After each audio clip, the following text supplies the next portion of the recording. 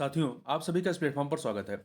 यहाँ पर हम लोग आगामी आरओ 2023 की प्रारंभिक परीक्षा के लिए प्रैक्टिस सेट या टेस्ट सीरीज देख रहे हैं और इसी कड़ी में हम लोग ध्येय आईएएस कोचिंग संस्था के द्वारा जो टेस्ट सीरीज कराई गई है उसी में से एक टेस्ट पेपर को यहाँ पर हम लोग कंप्लीट करेंगे। तो इस टेस्ट पेपर के 140 प्रश्नों में से 70 प्रश्नों को हम लोग इस वीडियो में और शेष बचे हुए 70 प्रश्नों को हम लोग नेक्स्ट वीडियो में कवर करेंगे। चलिए प्रारंभ करते हैं।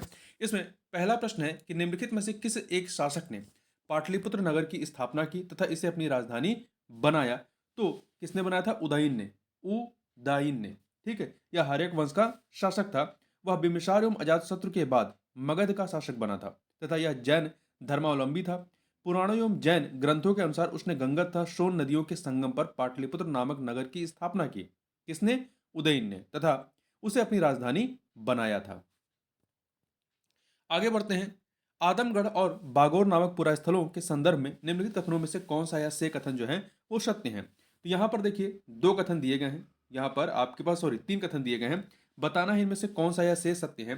तो पहला कथन है ये दोनों पूरा पाषाणकालीन स्थल है। ये दोनों पूरा पाषाणकालीन स्थल है। ये कथन गलत है क्योंकि ये दोनों मध्य पाषाणकालीन पूरा स्थल है। तो पहला गलत हो गया। दूसरा, ये दोनों क्रमशः मध्य प्रदेश एवं राजस्थान में स्थित है। मतलब आदमगढ़ जो है आपका मध्य प्रदेश में और बागौर जो है वो राजस्थान में स्थित है। ये कथन आपका सही है।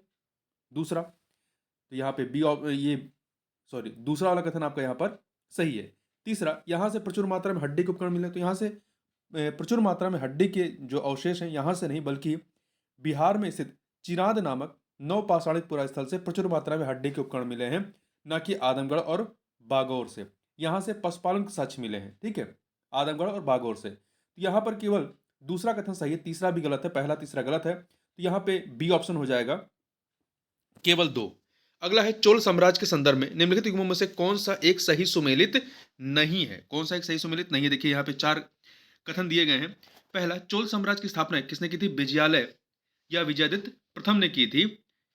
दूसरा, मालदीव द्वीप समूह की विजय किसने की थी? तो मालदीव द्वीप समूह की जो विजय है ये राजराज प्रथम ने की थी। राजेंद्र प्रथम के पिता राजराज प्रथम ने की थी। तो ये बी वाला ऑप्शन आपका गलत हो गया।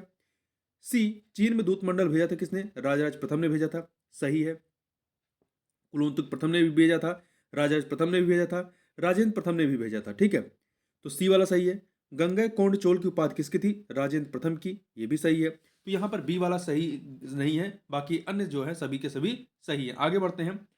नीचे कथन कांड का प्रश्न है अगला। तो यहाँ पर बताना है कौन सा ऐसे सही है। पहला, अभिकथन है कि इल्तुतमिश दिल्ली सल्तनत का वास्तविक संस्थापक था। सही है। वैसे संस्थापक इसका कुतुबुद्दीन ऐबक था, परंतु वास्तविक संस्थापक जो है इल्तुतमिश को माना जाता है। ये अभिकथन सही है। कारण, शासक बनने से पहले वह लाहौर का सूबेदार था। शासक बनने से पहले वह बदायूं का सूबेदार था, लाहौर का नहीं, बदायूं का। और ये अभिकथन का कारण नहीं है। तो यहाँ पर आपका अभिकथन सही है और कारण गलत है, इसलिए सी ऑप्शन हो जाएगा। आगे बढ़ते हैं। अगला प्रश्न है निम्नलिखित में से किस वेद में यज्ञों के नियम एवं विधि विधानों का संकलन मिलता है? तो यज्ञों के नियम एवं विधि विधानों का संकलन जो है यजुर्वेद में मिलता है। किसमें? यजुर्वेद। यजुर्वेद में यजु का मतलब क्या होता है? यज्ञ। यजु का मतलब होता है यज्ञ।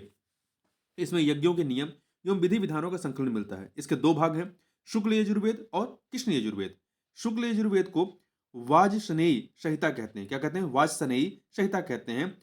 और यजुर्वेद में मंत्रों का उच्चारण करने वाला पुरोहित अधर्व्यू, ऐसे लिखा जाएगा,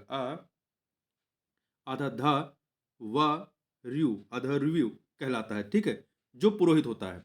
आगे बढ़ते हैं। निम्नलिखित में से बंगाल के किस नवाब के शासन काल में प्रसिद्ध काल कोठरी की घटना, या इंग्लिश में कहते हैं ब्लैक होल, वैसे इसे ब्लैक होल के नाम से ही जानते हैं, तो ब्लैक होल ट्रेजेडी कहते हैं। तो ये घटना किसके काल में हुई थी? यह घटना सिराजुद्दौला, जो नवाब बंगाल का नवाब था सिराजुद्दौला, इसके कालखंड में घटित होती है।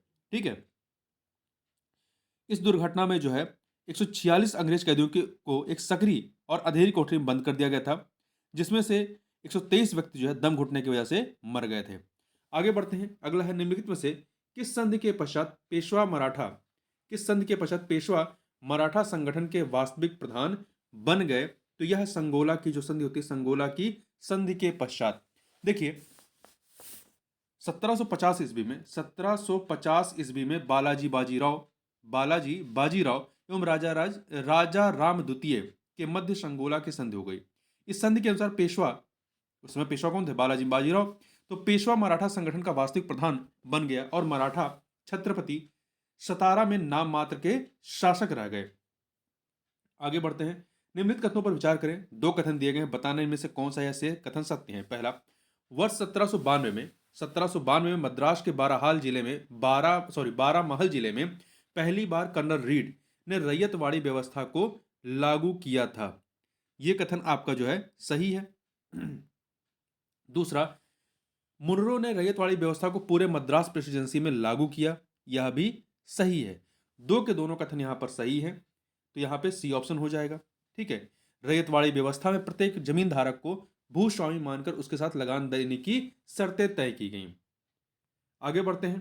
तो ध्यान रखिएगा, रैयतवाड़ी व्यवस्था से कर्नल रीड और मुनरो इन दो व्यक्तियों का संबंध रहा है। आगे बढ़ते हैं। निम्नलिखित में से किस आयोग की सिफारिश पर ब्रिटिश सरकार ने अकाल कोष स्थापित करने का प्रयास किया था? तो किसकी अनुशंसा पर? स्ट्रेची आयोग, जो कि 1880 का था। स्ट्रेची आयोग की सिफारिश पर ब्रिटिश सरकार ने फेमाइन फंड अर्थात अकाल कोष स्थापित करने का प्रयास किया। आयोग जो है लॉर्ड लिटन के कार्यकाल में वायसराय कार्यकाल में गठित हुआ था। इसी आयोग की सिफारिश पर वर्ष 1883 में अकाल संहिता निश्चित की गई थी। ठीक है, फेमाइन कोड निश्चित की गई थी। आगे बढ़ते हैं। क्वेश्चन नंबर 10 देखते हैं। निम्नलिखित युगों में से कौन सा एक सही सुमेलित नहीं है संगम साहित्य और रचनाकार के संबंध में?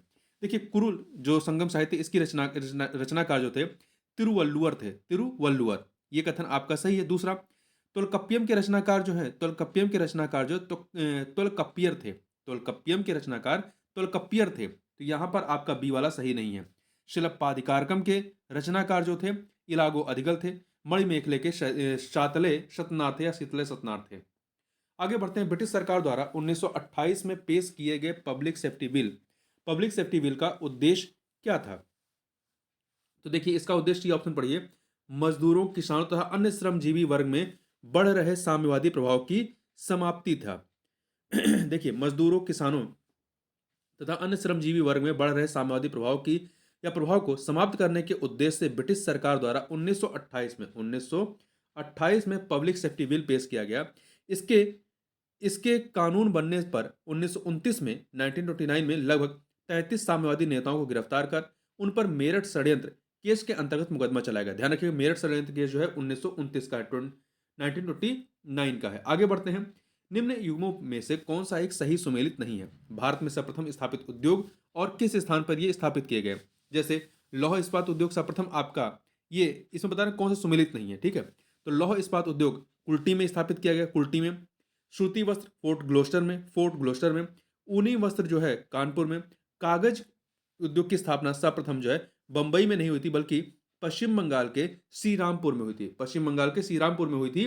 कब? 1832 में। यहाँ पे डी वाला सही नहीं, अन्य सभी सही हैं। आगे बढ़ते हैं। दो सूचियां दी गई, विधि कानून और किस गवर्नर जनरल के समय में यह विधि कानून बना था? तो देखिए, नवजात कन्या हत्या कानून ये जानशोर के समय में, जानशोर 1 से मिलाइए। नेटिव मैरिज एक्ट नॉर्थब्रुक के समय में 2 से मिलाइए। दास प्रथा निषेध एलनबरो 3 से। शारदा एक्ट इरविन के समय का है, तो 4 से मिलाइए। 1 2 3 4 बी ऑप्शन आपका हो जाएगा। आगे बढ़ते हैं। क्वेश्चन नंबर 14 देखते हैं। निम्नलिखित समाचार पत्रों में से किसने वर्नाकुलर प्रेस एक्ट 1878 का समर्थन किया था? निम्नलिखित समाचार पत्रों में से किसने वर्नाकुलर प्रेस एक्ट 1878 का समर्थन किया था? तो यह समर्थन जो है पाइनियर ने किया था, पाइनियर ने। ठीक है, इसके बाद थोड़ा सा और पढ़ते हैं। देखिए, वर्ष 1878 में लॉर्ड लिटन द्वारा वर्नाकुलर प्रेस एक्ट जारी किया गया, जिसका उद्देश्य समाचार पत्रों पर प्रतिबंध लगाना था। इसके तहत सोम प्रकाश, भारत मिहिर, ढाका प्रकाश, सहचर आदि समाचार पत्रों के विरुद्ध जो है मामले दर्ज किए गए, जबकि पायनियर ने इस अभियान का समर्थन किया था। गुप्त साम्राज्य के किस शासक के सिक्कों पर व्याघ्र पराक्रमांक उपाधि अंकित होती थी? किसके में होती थी? समुद्रगुप्त के सिक्कों पर। देखिए, चंद्रगुप्त प्रथम के बाद समुद्रगुप्त गुप्त वंश का शासक बनता है। इसे भारत का नेपोलियन भी कहा जाता है। इसके सिक्कों पर अप्रतिरथ व्याघ्र पराक्रमांक तथा पराक्रमांक आदि उपाधियां अंकित थीं। आगे बढ़ते हैं। वैदिक काल में अमाजु शब्द प्रयुक्त होता था किसके लिए? तो यह जो है वैदिक काल में अमाजु शब्द अविवाहित रहने वाली स्त्रियों के लिए, अविवाहित रहने वाली स्त्रियों के लिए अमाजु शब्द प्रयुक्त होता था। जबकि परिवार के मुखिया के हेतु, परिवार के मुखिया के लिए कुलप शब्द, कुलप, कुल होता है ना, उसमें पा जोड़ दीजिए, कुलप शब्द। वहीं समिति के सभापति हेतु ईशान शब्द मिलता है। आगे बढ़ते हैं। निम्न युगों में से कौन सा एक सही सुमेलित नहीं है? महाजनपद और वर्तमान में उसकी स्थिति कहां पर है? तो आप देखें यहाँ पर जो अंग महाजनपद था वर्तमान के भागलपुर में है, बिहार का। चेदी जो है, चेदी, ये बुंदेलखंड क्षेत्र में है, बुंदेलखंड क्षेत्र में पड़ता है। वत्स प्रयागराज में, मत्स्य पटना में नहीं। देखिए, मत्स्य महाजनपद की राजधानी विराटनगर थी, विराटनगर, जो वर्तमान में राजस्थान के जयपुर के आसपास का क्षेत्र है। तो यहाँ पे डी वाला सही नहीं है। आगे बढ़ते हैं। निम्नलिखित में से किसने लीलावती का फारसी में अनुवाद किया था? तो इसका अनुवाद जो है फारसी में फैजी ने किया था। किसने किया था? फैजी में। लीलावती भारतीय गणितज्ञ भास्कर द्वितीय द्वारा संस्कृत में रचित गणित और खगोल शास्त्र का एक प्राचीन ग्रंथ है। इसमें अंकगणित का विवेचन किया गया था। इसका फारसी में अनुवाद फैजी ने किया था। निम्नलिखित में से किस एक अभिलेख से पता चलता है कि लुम्बिनी यात्रा के दौरान अशोक ने वहां भूमिकर की दर घटा दी थी? तो ये रुमेनदेई अभिलेख जिसे रानी का अभिलेख भी कहते हैं। तो इसमें बताया गया कि भूमिकर जो है घटा करके 1/6 से घटा करके 1/8 कर दिया गया था। यह स्तंभ लेख बुद्ध का जन्म लुम्बिनी में होने की सूचना देता है। आगे बढ़ते हैं। मधुमेह के जो डायबिटीज होते हैं कि रोगियों के मूत्र में निम्नलिखित में से किस अम्ल की अधिकता पाई जाती है? तो इनके मूत्र में एसिटिक अम्ल जो कि एक रंगहीन द्रव होता है, इसकी अधिकता पाई जाती है। ठीक है, यह अपघटित होकर एसीटोन व कार्बन डाइऑक्साइड में परिवर्तित हो जाता है। मधुमेह के रोगियों के मूत्र में एसिटोएसिटिक अम्ल की अधिकता पाई जाती है। क्वेश्चन नंबर 21 देखते हैं। क्वेश्चन नंबर 21 क्या है? दो सूचियां दी गई हैं, इन्हें हमें सुमेलित करना है। ग्लोबर साल्ट जो है ये सोडियम सल्फेट 2 से मिलाइए। वाशिंग सोडा सोडियम कार्बोनेट 1 से मिलाइए। कास्टिक सोडा सोडियम हाइड्रोक्साइड 4 से मिला दीजिए। हाइपो सोडियम थायोसल्फेट 3 से मिला दीजिए। तो 2143 अर्थात सी ऑप्शन हो जाएगा। Question number 22। काला जार रोग के संबंध में सत्य कथन चुनिए। कौन सा इसमें से सत्य कथन है? 2 कथन दिए गए हैं। तो देखिए, काला जार को ब्लैक फीवर भी कहते हैं। क्या कहते हैं? ब्लैक फीवर कहते हैं। यह जीवाणु से फैलता है। यह जो है जीवाणु से फैलता नहीं। जो काला जार रोग है यह लिशमैनिया डोनोवानी नामक प्रोटोजोआ से फैलता है। तो इस प्रकार से काला जार या ब्लैक फीवर जो है वो प्रोटोजोआ से फैलता है। तो यहां पर पहला कथन आपका गलत हो गया। दूसरा, इसकी वाहक बालू मक्खी होती है, तो ये सही है। इस परजीवी का जो आपका लिस्टमैनिया डोनोवानी नामक प्रोटोजोआ है, इस परजीवी का वाहक क्या है? बालू मक्खी। इसके रोगी को तेज बुखार आता है। आगे बढ़े तो इसमें पहला कथन गलत है, दूसरा सही है, इसलिए बी ऑप्शन हो जाएगा। आगे बढ़ते हैं। निम्न युग्मों में से कौन सा एक सही सुमेलित है? कौन सा एक जो है वो सही सुमेलित है? 4 कथन दिए गए हैं। देखिए, एंजाइम क्या होते हैं? जैव उत्प्रेरक होते हैं। जैव उत्प्रेरक का कार्य करते हैं। एंजाइम एक प्रकार के प्रोटीन होते हैं जो कि जैव उत्प्रेरक का कार्य करते हैं। सही है।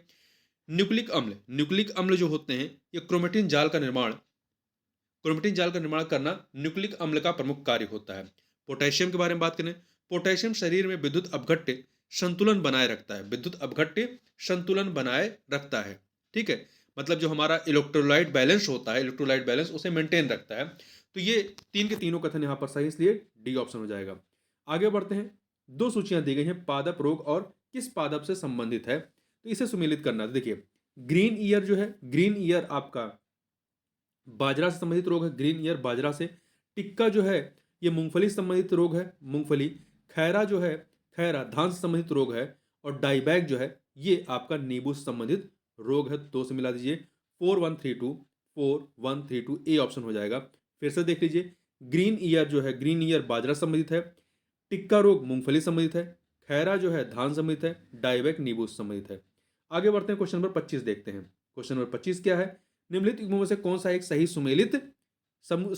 कौन सा एक सही सुमेलित? देखिए, संविधान का भाग 18 आपात उपबंध से संबंधित है, यह कथन सही है। संविधान का भाग 16 संविधान का भाग 16 जो है यह राजभाषा से संबंधित नहीं है। संविधान का भाग आपका 16 जो है कुछ वर्गों के संबंध में विशेष उपबंध से संबंधित है। यहाँ पर बी गलत है। संविधान का भाग 17 जो है वो आपका राजभाषा से संबंधित है, ठीक है। और वही संविधान का भाग 15 यह नागरिकता से नहीं बल्कि निर्वाचन से संबंधित है। आगे बढ़ते हैं। अगला है विवाह विच्छेद और गोद लेना संविधान की 7वीं सूची में निम्नलिखित में से किसके अंतर्गत सम्मिलित किए गए हैं। तो 7वीं सूची में ये समवर्ती सूची में शामिल किए गए समवर्ती सूची के विषय हैं, ठीक है। तो इस पर विधि बनाने का अधिकार संसद और राज्य विधानमंडल दोनों को है। आगे बढ़ते हैं, क्वेश्चन नंबर 27 देखते हैं। यहाँ पे 2 सूचियां दी गई हैं, अनुच्छेद और उस अनुच्छेद से संबंधित बातें, इन्हें सुमेलित करना। देखिए अनुच्छेद 148 भारत का नियंत्रक और महालेखा परीक्षक के बारे में, तो 1 से मिलाइए। अनुच्छेद 75 1 केंद्रीय मंत्रियों की नियुक्ति, 4 से मिला दीजिए। अनुच्छेद 76 भारत का महान्यायवादी, 3 से मिला दीजिए। अनुच्छेद 131 सर्वोच्च न्यायालय का क्षेत्राधिकार, तो 2 से मिला दीजिए। तो 1432 सी ऑप्शन हो जाएगा। आगे बढ़ते हैं। निम्नलिखित युग्मों में से कौन सा एक सही सुमेलित नहीं है राज्य और लोकसभा में सीटों की संख्या? तो देखिए पश्चिम बंगाल में 42 है, पश्चिम बंगाल में 42 सीटें हैं, पंजाब में 13 हैं, असम में 15 नहीं, असम में 14 है। असम में कितने हैं? 14 है, ना कि 15। तो यहाँ असम वाला गलत है, सी ऑप्शन। आंध्र प्रदेश में 25 है, तो इस चीज़ों को याद रखिएगा। आगे बढ़ते हैं। अगला प्रश्न है भारत का संविधान भारत के राष्ट्रपति को कौन से अधिकार प्रदान करता है? प्रधानमंत्री की नियुक्ति का, रक्षा बलों का सर्वोच्च कमांडर होने का, देश के किसी भाग में आपातकालीन से लागू करने का। तो 1 2 4 तीसरा, राज्य के मुख्यमंत्री की नियुक्ति राज्यपाल करता है, ठीक है। आगे बढ़ते हैं। आंध्र प्रदेश का मगमपेट किस खनिज भंडार के लिए प्रसिद्ध है? तो आंध्र प्रदेश का मगमपेट जो है यह पायराइट्स के लिए, किसके लिए? पायराइट्स के लिए प्रसिद्ध है। पायराइट्स बेरियम सल्फेट का खनिज रूप होता है। तो आंध्र प्रदेश के कुडप्पा जिले में स्थित मंगमपेट पायराइट्स भंडार हेतु प्रसिद्ध है। आगे बढ़ते हैं। निम्नलिखित युग्मों में कौन सा एक सही सुमेलित नहीं है खनन केंद्र, और उस खनन केंद्र से कौन सा खनिज निकाला जाता है? देखिए ची हुआ ये आपका मैक्सिको में है, चांदी से संबंधित है, चांदी यहाँ से निकाला जाता है, सही है। कटंगा जायरे में है, तांबा निकाला जाता है, सही है। पिलबरा ऑस्ट्रेलिया में है, यहाँ से सोना नहीं लौह अयस्क निकाला जाता है, तो ये सी गलत है। कायनी पठार जो है म्यांमार में है, टीन के लिए प्रसिद्ध है, ये सही है। आगे बढ़ते हैं। 2 सूचियां हैं स्थानीय पवन और किस क्षेत्र में यह पवनें बहती हैं। तो देखिए काराबुरान स्थानीय पवन जो है ये कहाँ की है? मध्य एशिया की। कहाँ की है? मध्य एशिया। 3 से मिलाइए। टेम्पोरल आपका मध्य अमेरिका का है, 4 से मिला दीजिए। लेवेंटर आपका स्पेन का है, 1 से मिला दीजिए। सेंटा एना कैलिफोर्निया का है, 2 से मिला दीजिए। 3 4 1 2 बी ऑप्शन। आगे बढ़ते हैं। Question number 33। देखिए निम्नलिखित में से कौन एक जलोढ़ मैदान का उदाहरण नहीं है? कौन सा एक जलोढ़ मैदान का उदाहरण नहीं है? देखिए इसमें उत्तरी चीन का मैदान जो है ये जलोढ़ मैदान का उदाहरण नहीं है, ठीक है। उत्तरी चीन का मैदान जो है लोयस मैदान का उदाहरण किसका है? उत्तरी चीन का मैदान लोयस मैदान का उदाहरण है। जबकि देखिए जलोढ़ मैदान का निर्माण नदियों द्वारा लाए गए अवसादों के जमाव से होता है। ये विस्तृत क्षेत्र में फैले उपजाऊ मैदान होते हैं, जैसे कि गंगा ब्रह्मपुत्र का मैदान, नील नदी का मैदान है, ठीक है। मिसिसिपी का मैदान है जो कि संयुक्त राज्य अमेरिका में है। जबकि ऐसे मैदान जिनका निर्माण पवन द्वारा उड़ाकर लाए गए बालू रेत आदि के निक्षेपण से होता है उन्हें लोयस मैदान कहते हैं। जैसे कि आपका उत्तरी चीन का मैदान जो कि ए ऑप्शन में है, उत्तरी चीन का मैदान, ठीक है, जो कि तुर्कमेनिस्तान में जो मैदान है वो। आगे बढ़ते हैं। अगला है 2 सूचियां दी गई हैं, इन्हें हमें सुमेलित करना है। तो देखिए क्षोभ मंडल में क्या होती है? क्षोभ मंडल में मौसमी गतिविधियां होती हैं। क्षोभ मंडल में आपकी सारी मौसमी गतिविधियां हो रही हैं, 1 से मिलाइए। समताप मंडल में आपका ओजोन परत होता है, 3 से मिला दीजिए। मध्य मंडल में तापमान में एकाएक गिरावट होती है, 2 से मिलाइए। आयन मंडल में रेडियो तरंगों का परावर्तन होता है, 4 से मिला दीजिए। तो 1 3 2 4 आपका डी ऑप्शन हो जाएगा। निम्नलिखित कथनों में से कौन सा या से सही है? 2 कथन दिए गए हैं। पहला, दक्षिण पूर्व एशिया की सबसे बड़ी नदी मेकांग है। दक्षिण पूर्व एशिया की सबसे बड़ी नदी मेकांग है, ये कथन आपका सही है। मेकांग का डेल्टा दक्षिण कंबोडिया में स्थित है, ये कथन आपका गलत है। देखिए पहला कथन आपका सही है, दूसरा गलत है। इसलिए ए ऑप्शन होगा।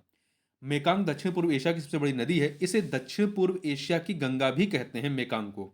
यह चीन से निकल करके Myanmar, Laos, Thailand, Myanmar, Laos, Thailand, Laos, Cambodia, Laos की सीमा बनाती है। दक्षिणी चीन सागर में दक्षिणी चीन सागर में वियतनाम के दक्षिण में डेल्टा बनाते हुए गिरती है। ठीक है, ये कई देखिए मेकांग का डेल्टा जो दक्षिण कंबोडिया में स्थित नहीं है, दक्षिण कंबोडिया में स्थित नहीं है, ये वियतनाम के दक्षिण में बनाता है। आगे बढ़ते हैं। दो सूचियां दी गई हैं, नगर और उससे संबंधित उद्योग, इन्हें हमें सुमिलित करना है। देखिए ब्रेडफोर्ट, ब्रेडफोर्ट जो है ऊनी वस्त्र के लिए, 1 से मिला दीजिए। हैम्बर्ग जो है आपका जलयान के लिए है। शिएटल जो है वायुयान के लिए है, 3 से। ओटावा जो है कागज उद्योग के लिए है, 4 से। तो 1 2 3 4 सी ऑप्शन हो जाएगा। अगला है फिर से दो सूचियां, राष्ट्रीय उद्यान और किस राज्य से हैं। तो बेतला या बेटला राष्ट्रीय उद्यान झारखंड का है, झारखंड का, 3 से मिलाइए। बुक्सा राष्ट्रीय उद्यान आपका पश्चिम बंगाल का, 1 से मिलाइए। गुंडी राष्ट्रीय उद्यान, गुंडी राष्ट्रीय उद्यान तमिलनाडु का है, 2 से मिला दीजिए। हेमिस राष्ट्रीय उद्यान जम्मू कश्मीर का है, 4 से मिला दीजिए। तो आपका हो जाएगा 3 1 2 4 बी ऑप्शन हो जाएगा। आगे बढ़ते हैं, क्वेश्चन नंबर 38 देखते हैं। जापान के निम्नलिखित द्वीपों को उनके क्षेत्रफल के अनुसार आरोही क्रम, मतलब छोटे से बड़े के क्रम में लगाना है, छोटे से बड़े के क्रम में। तो देखिए इसमें सबसे छोटा कौन सा है। सबसे छोटा आपका शिकोकू है 4 में। इससे बड़ा क्यूशु है, उससे बड़ा होकैंडो है, सबसे बड़ा होंशु है। तो आप बड़े छोटे क्रम में याद रखिए, होंशु, होकैंडो, क्यूशु और शिकोकू। तो यहाँ पे डी ऑप्शन हो जाएगा। आगे बढ़ते हैं, दो सूचियां हैं देश और उसके अधीन जो क्षेत्र आते हैं उसके संबंध में। तो आप यहाँ पर देखें, स्पेन का अधीन कौन सा है, मार्टिनिक है। स्पेन के अधीन मार्टिनिक क्षेत्र आता है, 3 से मिलाइए। ऑस्ट्रेलिया के अधीन, ऑस्ट्रेलिया के अधीन क्रिसमस द्वीप आता है, 4 से मिलाइए। फ्रांस के अधीन जो है, फ्रांस के अधीन संता क्रूज आता है, तो 2 से मिलाइए। डेनमार्क के अधीन ग्रीनलैंड आता है, 1 से मिला दीजिए। डेनमार्क के अधीन ग्रीनलैंड आता है। तो 3 4 2 1 डी ऑप्शन। आगे बढ़ते हैं, 40 नंबर क्वेश्चन देखते हैं। मकर रेखा नहीं गुजरती है, मकर रेखा नहीं गुजरती है कहाँ से। देखिए इन चारों में से बोल्विया से नहीं गुजरती है। मकर रेखा विश्व के 10 देशों से गुजरती है, जिसमें आपके दक्षिणी अमेरिका के अर्जेंटीना और चिली से गुजरती है, ब्राज़ील से गुजरती है, परंतु बोल्विया से नहीं गुजरती है। ठीक है, तो Argentina, Chile, Brazil, Namibia, South Africa, Madagascar, Australia, Paraguay, Botswana और मोजाम्बिक से गुजरती है, परंतु बोल्विया से नहीं गुजरती है। तो देखिए जितने 10 देश हैं इसमें से आपका अर्जेंटीना, चिली, ब्राज़ील, पराग्वे, ये आपके जो हैं दक्षिण अमेरिका के देश हैं। आगे बढ़ते हैं, अगला प्रश्न है, अफ्रीका के भूमध्य सागरीय तट पर स्थित बंदरगाह कौन सा है। तो अफ्रीका के भूमध्य सागरीय तट पर स्थित जो बंदरगाह है उसका नाम क्या है, एलेक्जेंड्रिया बंदरगाह, एलेक्जेंड्रिया बंदरगाह। ठीक है, तो देखिए भूमध्य सागर, दक्षिणी यूरोप, उत्तरी अफ्रीका तथा पश्चिमी एशिया से लगी हुई एक जलराशि है। यह अटलांटिक महासागर से जुड़ा हुआ है। आगे बढ़ते हैं, गेहूं की अच्छी खेती के लिए निम्नलिखित में से कौन सी परिस्थिति समुच्चय आवश्यक है। तो यहाँ पे देखिए चारों में से मध्यम ताप तथा मध्यम वर्षा होनी चाहिए। गेहूं की अच्छी खेती के लिए मध्यम ताप और मध्यम वर्षा होनी चाहिए, सी ऑप्शन हो जाएगा। देखिए गेहूं क्षेत्रफल और उत्पादन दोनों ही दृष्टियों से संसार की दूसरी खाद्यान्न फसल है। यह समशीतोष्ण क्षेत्र की फसल है जिसे जाड़े में बोया जाता है तथा इसे 50 से 100 सेंटीमीटर वर्षा तथा 20 से 25 सेंटीग्रेड औसत तापमान, डिग्री सेंटीग्रेड औसत तापमान की आवश्यकता होती है। आगे बढ़ते हैं, दो सूचियां दिए गए फसल और किस क्षेत्र से संबंधित है या देश, इन्हें हमें बताना है। देखिए रबर आपका मलेशिया, रबर मलेशिया, 3 से मिला जाइए। कहवा जो है कोलंबिया से, 1 से। जैतून जो है इटली, 2 से। गन्ना आपका, गन्ना कहाँ का है, मॉरिशस का, गन्ना मॉरिशस, 3 से मिला दीजिए। ठीक है, रबर जो है मलेशिया है, ये 4 है। ठीक है, रबर मलेशिया, कहवा जो है कोलंबिया, जैतून इटली, गन्ना मॉरिशस। तो यहाँ पर क्या हो जाएगा, 4 1 2 3 अर्थात डी ऑप्शन हो जाएगा। अगला है, निम्नलिखित युग्मों में से कौन सा एक सही सुमेलित नहीं है कोयला क्षेत्र और देश के संबंध में। तो देखिए आप यहाँ पर डोनेट्स कोयला क्षेत्र जो है आपका पोलैंड में नहीं बल्कि यूक्रेन में है। डोनेट्स कोयला क्षेत्र आपका पोलैंड में नहीं यूक्रेन में है। कुजने कुजनेटस्ट ये रूस में है। लंकशायर यूके अर्थात यूनाइटेड किंगडम में है, इंग्लैंड में। शार आपका जर्मनी में है। निम्न में से कौन सी भैंस की एक प्रजाति नहीं है? कौन सी एक भैंस की प्रजाति नहीं है इन चारों में? तो देखिए भदावरी, नीली रावी, शुरती, ये भैंस की प्रजाति, परंतु मेवाती जो है, मेवाती भैंस की प्रजाति नहीं है। ठीक है, मेवाती गाय की एक प्रजाति है जो राजस्थान में एक भारवाहक नस्ल है मेवाती। ठीक है, भारत में जो भैंस की नस्लें हैं उसमें है आपकी भदावरी, शुरती, महसाणा, जफराबादी, मुर्रा, नागपुरी, नीली रावी इत्यादि। आगे चलते हैं, 46 नंबर क्वेश्चन देखते हैं। दीपावली घोषणा पत्र के संदर्भ में असत्य कथन या कथनों का चयन करना है। दो कथन दिए गए हैं, हमें असत्य कथन बताना है। यह लॉर्ड इरविन द्वारा जारी किया गया था। दिल्ली घोषणा पत्र लॉर्ड इरविन के द्वारा 31 अक्टूबर 1929 1929 को जारी किया गया था। ठीक है, तो ये कथन सही है। इसका संबंध भारत को डोमिनेट स्टेट प्रदान करने से था, ना कि इसका संबंध भारतीय त्योहारों के आयोजन को कर मुक्त करना था। ये नहीं था, बल्कि इसका उद्देश्य क्या था? इसका उद्देश्य था भारत को डोमिनियन स्टेट प्रदान करने से था दीपावली घोषणा पत्र। ठीक है, तो पहला आपका सही, दूसरा गलत है। असत्य पूछा है तो कौन सा गलत है? तो दूसरा बी ऑप्शन हो जाएगा। आगे बढ़ते हैं। यहाँ पे दो निम्नलिखित युग्मों में से कौन सा एक सही सुमेलित नहीं है? स्थापत्य और स्थान में कौन सा सही सुमेलित नहीं है? देखिए जहाज महल मांडू में है, जहाज महल मांडू में है आपका मध्य प्रदेश। अटाला मस्जिद जो है जौनपुर में है, अटाला मस्जिद जौनपुर में है। जमात ए खाना गुलबर्ग में नहीं है। जमात ए खाना दिल्ली में स्थित है। कहाँ पर है? दिल्ली में, ना कि गुलबर्ग में। इसका निर्माण खिज्र खान द्वारा करवाया गया था, संभवतः पूर्णतः इस्लामी शैली में निर्मित यह प्रथम मस्जिद है। और कुबत उल इस्लाम दिल्ली में, कुबत उल इस्लाम मस्जिद दिल्ली में है। आगे बढ़ते हैं। राष्ट्रीय उत्पाद घरेलू उत्पाद से कम होगा। राष्ट्रीय उत्पाद घरेलू उत्पाद से कम होगा यदि, कब कम होगा? यदि विदेशी शुद्ध कारक आय ऋणात्मक हो। विदेशी शुद्ध कारक आय ऋणात्मक हो। देखिए राष्ट्रीय राष्ट्रीय उत्पाद क्या होता है? National product. घरेलू उत्पाद प्लस माइनस विदेशों से शुद्ध कारक आय। यदि विदेशों से शुद्ध कारक आय जो है धनात्मक होगा तो ये राष्ट्रीय आय क्या हो जाएगा आपका? ये घरेलू उत्पाद से अधिक हो जाएगा। यदि विदेशों से शुद्ध कारक आय जो है कम होगा, माइनस में होगा, नकारात्मक होगा, तो राष्ट्रीय उत्पाद जो है घरेलू उत्पाद से कम हो जाएगा। आगे चलते हैं। निम्नलिखित में से कौन सी तकनीकी हस्तांतरण की विधियां हैं? तकनीकी हस्तांतरण की विधियां कौन सी हैं? तो संयुक्त उद्यम, लाइसेंसिंग, फ्रेंचाइजिंग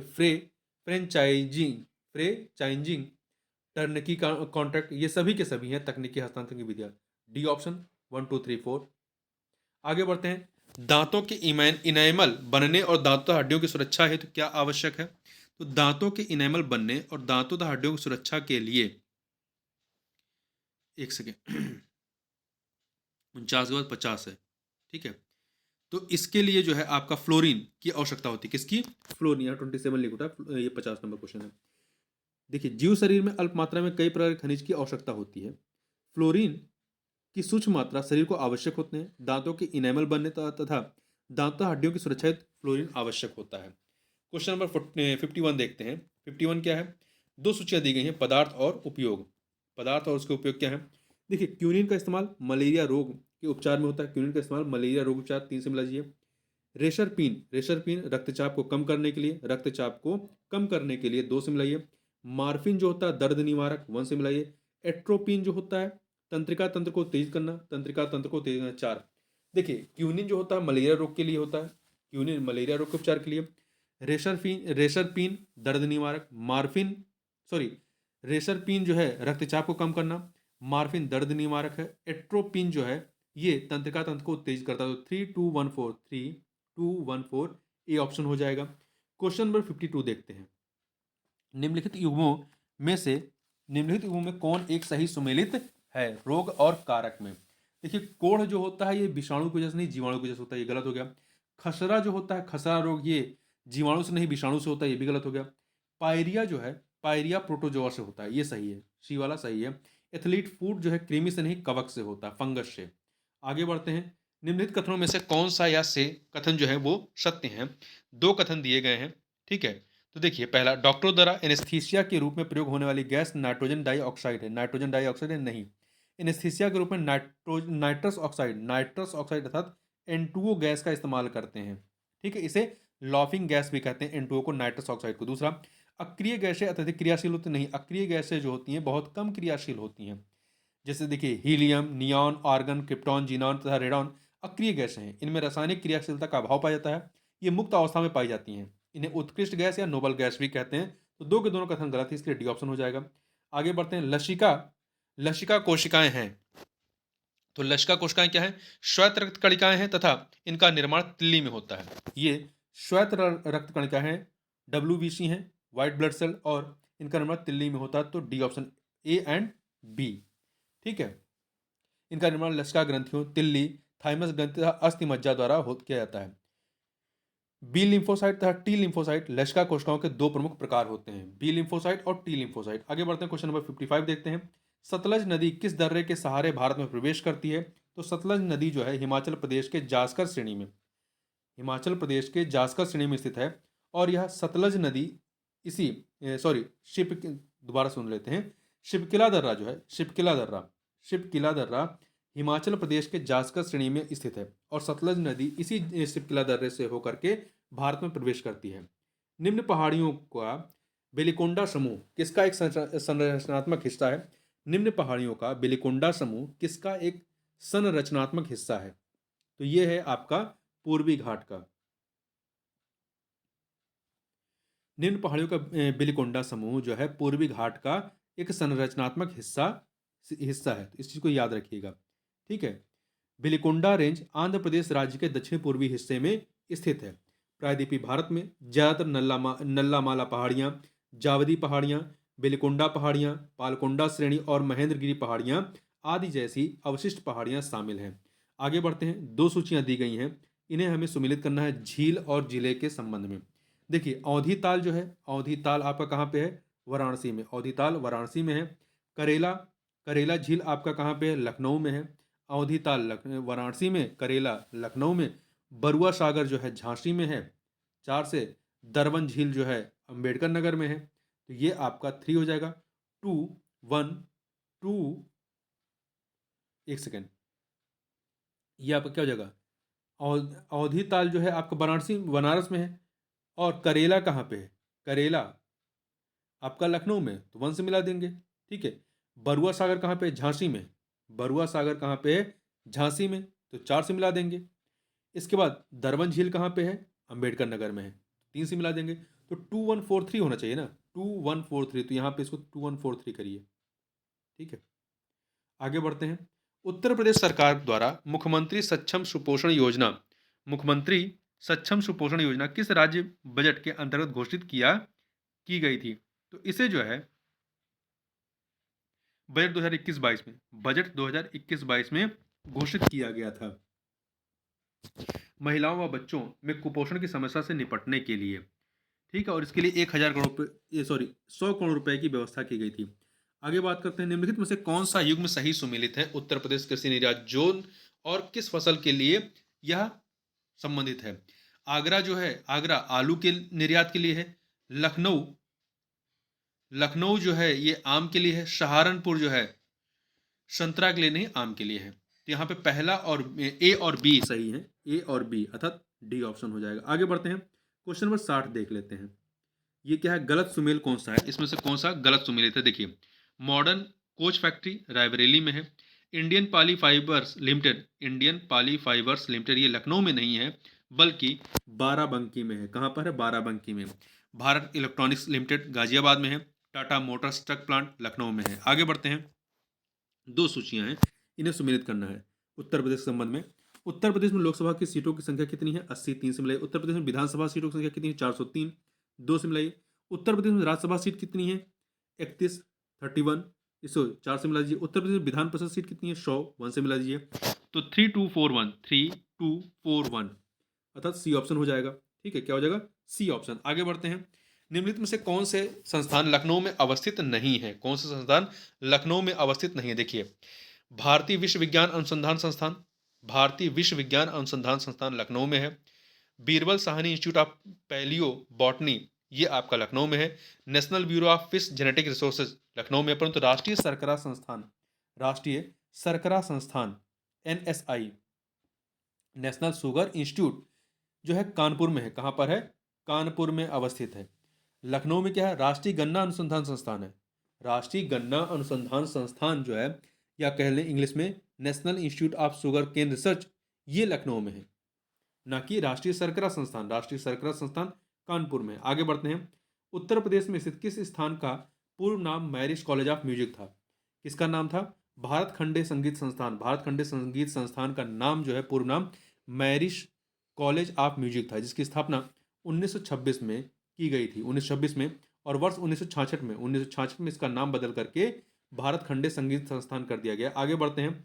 निम्न युग्मों में से कौन सा या से सही सुमेलित है? तो आप देखें यहाँ पर कौन सा सही सुमेलित है। सोनभद्र में चूना पत्थर मिलता है, ठीक है। ललितपुर में तांबा मिलता है। झांसी में यूरेनियम नहीं, उत्तर प्रदेश में केवल ललितपुर में ही यूरेनियम मिलता है। तो यहाँ पे पहला और दूसरा सही है, तीसरा गलत है। तो 1 2 ए ऑप्शन हो जाएगा। आगे बढ़ते हैं। सल्तनत कालीन भू राजस्व के लगान निर्धारण की कौन सी प्रणाली मुगल काल में कानकूत कहलाती थी? सल्तनत कालीन भू राजस्व के लगान निर्धारण की कौन सी प्रणाली मुगल काल में कानकूत कहलाती थी? तो यह जो है मुक्ताई। क्या? मुक्ताई। देखिए, मुक्ताई सल्तनत काल में भू राजस्व के लगान निर्धारण की एक मिश्रित प्रणाली थी। यही पद्धति मुगल काल में कानकूत कहलाती थी, ठीक है। आपका सल्तनत काल में मुक्ताई कहलाती थी और मुगल काल में कानकूत कहलाती थी। इस पद्धति में किसान तथा सरकारी कर्मचारी आपसी समझौते से उपज का आकलन करते थे, जिसके आधार पर किसान राजस्व देने को तैयार रहता था। आगे बढ़ते हैं। क्वेश्चन नंबर 66 देखते हैं।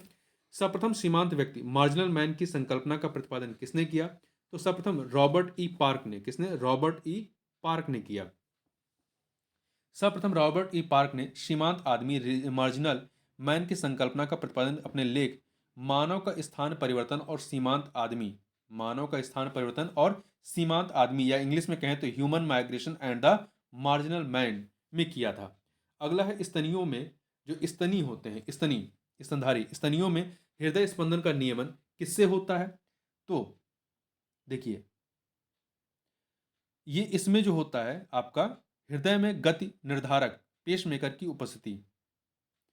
देखिए, एस ए नोड हृदय में स्पंदन को नियंत्रित तथा आरंभ करता है। हालांकि यह प्रमुख रूप से धड़कन आरंभ करता है, इसलिए इसे स्तनियों में नाड़ी केंद्र या गति निर्धारक या पेसमेकर कहते हैं, ठीक है।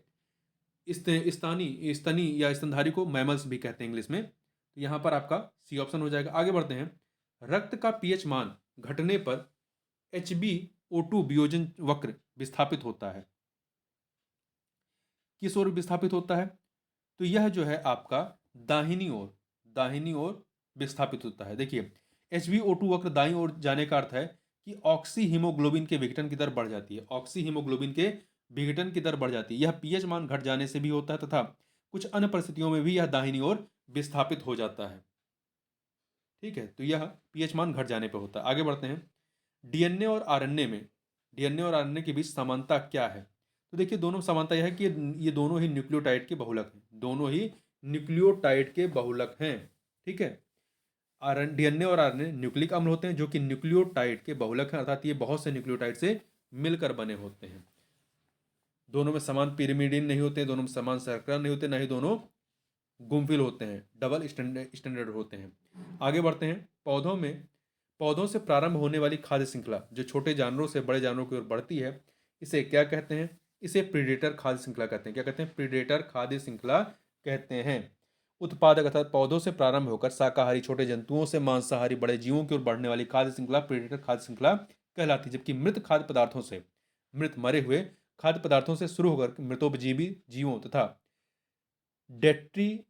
डेट्रीटिवोरस जीवों की ओर बढ़ने वाली खाद्य श्रृंखला डेट्रियस खाद्य श्रृंखला कहलाती है।